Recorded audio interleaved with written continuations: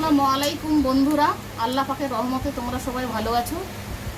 আমি একটি আজকে সুন্দর রেসিপি নিয়ে এসেছি। আমাদি মাছ আলু দিয়ে গা মাখামাখি ঝাল। বাজার থেকে আমি 1 কিলো ওজনের বড় বড় টাটকা আমাদি মাছ নিয়ে চলে এসেছি। মাছগুলো আমি কেটে নেব। সুন্দর করে আমি কেটে নিয়েছি, এবার সুন্দর করে ধুয়ে নেব।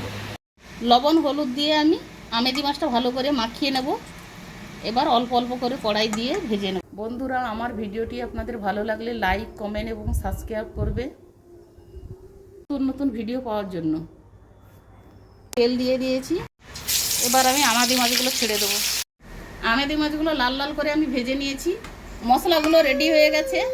এর উপরে আমি 5 ফোড়ন দিয়ে দেবো, পেঁয়াজ, লঙ্কা কুচি,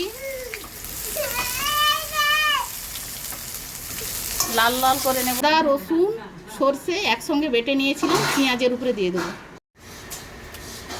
মশলা হয়ে গেছে, তেল ছেড়ে দিয়েছি। আমি 1 চামচ হলুদ গুঁড়ো দিয়ে দেবো, তার মতন লবণ দিয়ে দেবো,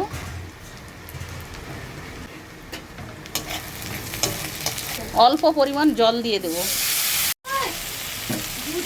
মশলা কষানো হয়ে গেছে, আলুগুলো দিয়ে দেবো।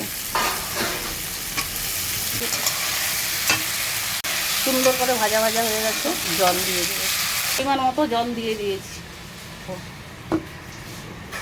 আলু সিদ্ধ হয়ে গেছে, এবারে আমি আমাদি মাছটা দিয়ে দেবো ঝোলের উপরে। আলু দিয়ে ঝাল আমার রেডি হয়ে গেছে। ধনে পাতা কুচি দিয়ে দেবো উপরে।